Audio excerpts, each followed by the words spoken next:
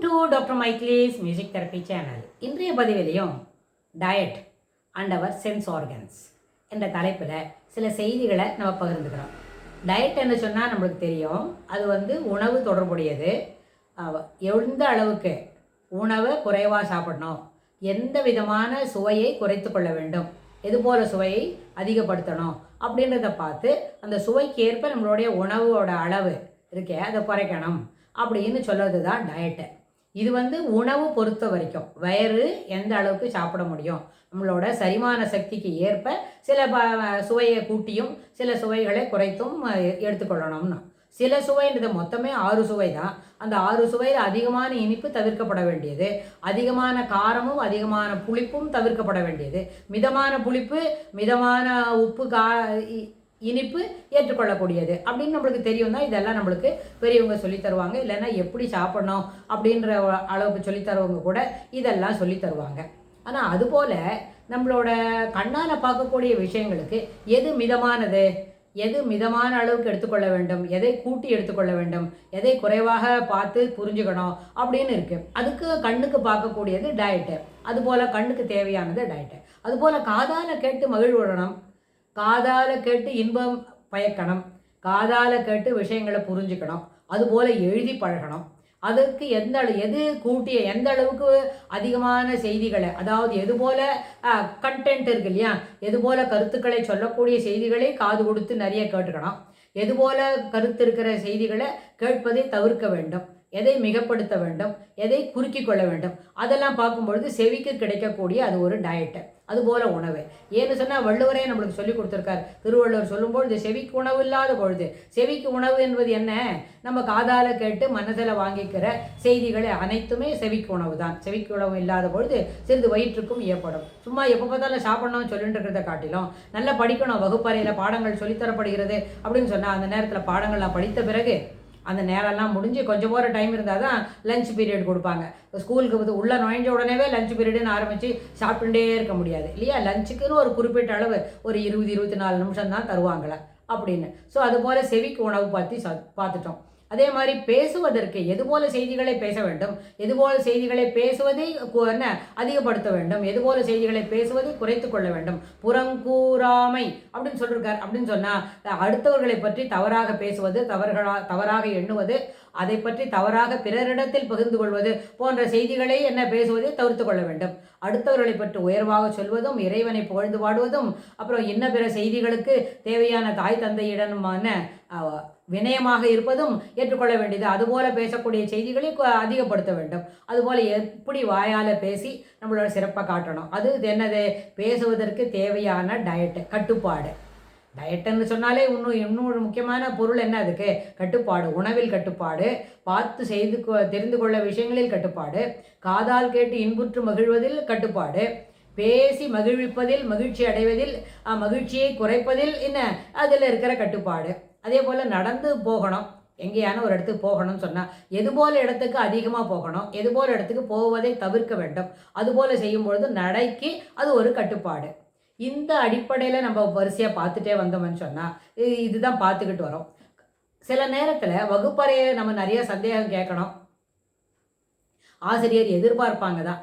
சில நேரத்தில் இன்றைய காலகட்டத்தில் பிள்ளைங்க இருக்கிற ஒரு மரியாதை இல்லாத, வினயமே இல்லாத, ரிகார்டுன்றது இல்லாமல் இருக்கிற பிள்ளைங்களாம் இருக்கிறாங்க. எல்லாருமே நிறைய இடத்துல இருக்கிறாங்க. வகுப்பில் 40 பிள்ளைங்க இருக்கிறாங்கன்னு வைங்க, 1 அல்லது 2 தவிர பாக்கி எல்லாமே அந்த கேட்டகரியில் தான் இருக்குது.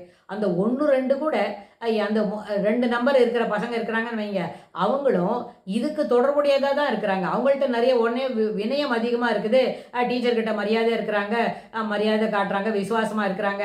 இல்லை, அந்த கேட்டகரியில் இல்லை. அவங்க ஒரு பசங்க கூட அந்த கேட்டகரியில் இல்லவே இல்லை. அதனால் நிறைய ஆசிரியர் பாடம் சொல்லி கொடுக்குறாங்க. அதோடு சரி, நம்மளுக்கு சந்தேகம்னு சொன்னால் அது அவங்க அந்த சந்தேகத்தை நிவர்த்தி செய்யறதுக்கு கொஞ்சம் என்ன பண்ணுவாங்க, மடிக்க தான் செய்கிறாங்க. அதுக்கு என்ன காரணம், மாணவர்களுடைய மனப்பான்மையும் அதற்கு முக்கியமான காரணம். மாணவர்கள் ஆசிரியரிடத்தில் மரியாதையாகவும் விசுவாசத்தோடும் பவ்யமாகவும் கேட்டாங்கன்னு வைங்க, எந்த ஆசிரியரும் அதை மறுப்பதற்கு வாய்ப்பில்லை. ஆனால் அவை 3ம் மாணவர்களிடத்தில் இருக்கின்றனவா என்று கேட்டால் பெரிய கொஸ்டின் மார்க் தான். எல்லாரும் நான் கொஞ்சம் சத்தமாக பேசலைன்னு வைங்க, என்னையை கூப்பிட்டு திட்டுவாங்க, எதுக்கு நீ இதெல்லாம் பேசுகிற, எந்த ஸ்டூடெண்ட்டான ஒழுங்காக இருக்குதா, அதை பற்றி நீ பேசாத அப்படின்னு நம்மக்கிட்ட எதிர பேசிடுவாங்க. ஸோ டு அவாய்ட் இட் நாம் என்ன செய்கிறோம், ஆசிரியர் பாடம் நடத்துவாங்க, நமக்கு சந்தேகமாக இருந்தால் கேட்கணும், கேட்கலன்னா மிஸ்டேக் ஸ்டூடெண்ட் பேரில் தான், அதுதான் நிஜம். ஆசிரியர் முன்ன வந்து தானே மறுபடியும் அந்த சந்தேகங்களை நிவர்த்தி செய்ய மாட்டாங்க. அது அவசியம் இல்லை, அவங்க சொல்லி கொடுத்துட்டாங்க. உங்களுக்கு புரியலேன்னு சொன்னா தான் எங்கே புரியலன்னு கேட்பாங்க. ஏன் புரியல, அந்த நேரத்தில் எங்கேயான வேடிக்கை பார்த்துருந்தியா, வேறு எதாவது யோசித்தியா, இல்லை மொபைலில் ஷார்ட்ஸ் பார்த்துருந்தியா அப்படின்னு கேட்கவாங்க தான். அதெல்லாம் கேட்காம உடனே அப்படியே கூட்டப்பா ஏதோ வந்துட்டேன் அப்படி சொல்லணுன்ற அவசியம் இல்லை அதுக்கு. ஸோ இந்த கான்செப்டில் பார்க்கும்போது அந்த டயட்டு கட்டுப்பாடு என்பது கவனித்தல், சிறப்பான கவனித்தல் இருக்கும் பொழுது அந்த கட்டுப்பாட்டுக்கு நம்ம என்ன பண்ண வேண்டாம், நம்ம அதுக்கு கட்டுப்பட வேண்டாம். கட்டுப்படாமல் ஆசிரியர் சொல்லிக் கொடுக்கறத அப்படியே நம்ம ஏற்றுக்க முடியும். எந்த பாடங்களையும் சிறப்பாக படிக்கணும் அப்படின்னு சொன்னால் அது கூர்ந்து கவனிக்கணும். அது நான் 4வது வகுப்பு படிக்கிறதா இருந்தாலும் இதே வார்த்தை தான், 12வது வகுப்பு படிக்கிறதா இருந்தாலும் இதே வார்த்தைகள் தான். ஏன்னா வகுப்பறையில் பாடங்கள் நடப்பித்து தரும்பொழுது, பாடங்கள் கற்பிக்கப்படும் பொழுது என்ன செய்யணும், கூர்ந்து கவனிக்க வேண்டும். அப்பொழுது எங்கேயும் வேடிக்கை பார்க்கக்கூடாது. ஆனால் இதுபோல் 40 நிமிஷம் கூர்ந்து கவனிக்கணுன்றதை வந்து ஒரு பழக்கமாக ஏற்படுத்திக்கலாம். இப்போ இன்னும் ஸ்கூல் திறக்கலை, we are on the summer vacation அப்படின்னா இந்த சம்மர் வெக்கேஷனில் சிறப்பாக சில வேலைகளை செய்யும் பொழுது அதுபோல் தொடர்ந்து 1/4 மணி நேரம் உட்காந்துக்கிறோம், 20 நிமிஷம் தொடர்ந்து உட்காந்து ஒரு சில வேலைகளை செய்கிறோம் அப்படின்ற பழக்கத்தை வளர்த்துக்கிட்டா ஒரு 2 மாதத்தில் இந்த பழக்கம் வந்து 20 நிமிஷம்ன்றது 25 நிமிஷம் 30 நிமிஷம் போல் அதிகப்படுத்திக்க முடியும். அப்படி அதிகப்படுத்திட்டா அது ஒரு வகுப்புலையும் பாடங்களை கூர்ந்து கவனிப்பதற்கு உறுதுணையாக நிற்கும்.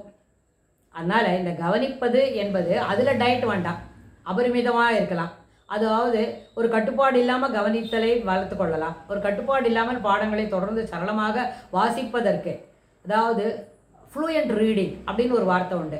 அந்த ஃப்ளூயண்ட் ரீடிங்கை சிறப்பாக வளர்த்துட்டோமான பாடம் வந்து மனசில் நம்மளை கேட்காமே மனசில் பதிஞ்சிடும். அந்த ஃப்ளூயண்ட் ரீடிங்கிறது 2ஆம் வகுப்புலேருந்தே வளர்த்துக்க முடியும். அந்தந்த வகுப்புக்கு ஏற்ற ஒரு டெக்ஸ்ட் புக்ஸ் இருக்கும் இல்லை, தமிழ் பாடம் இருக்கும், ஆங்கில பாடம் இருக்கும், இன்னும் பிற பாடங்கள் மொழிகளை படித்து கொள்வதாக இருந்தாலும் அதில் நம்ம தேவையான வேகத்தில் அதை படிக்கிறதுக்கு முயற்சி செய்யலாம். ஏன்னா ஆல்ஃபபெட்ஸு, வவல்ஸு, கான்சனன்ட்ஸு அதெல்லாம் கரெக்டாக தெரிஞ்சிருச்சுன்னு வைங்க, எல்லாருக்குமே ஃப்ளூயண்ட் ரீடிங் வரும். ஃப்ளூயண்ட் ரீடிங்கிறது இட் இஸ் அ பழக்கம்.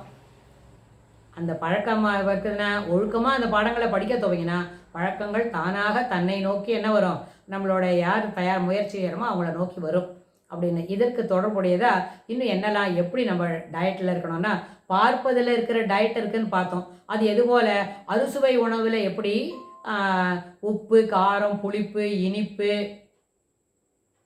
துவர்ப்பு, கசப்பு அப்படி சொல்கிற மாதிரி கண்ணால் பார்த்து மகிழ்வதற்கும் 6 விதமான விஷயங்கள் உண்டு. இந்த விவரத்தை அடுத்த பதிவில் பார்க்கலாம். தேங்க்ஸ் ஃபார் வாட்சிங்.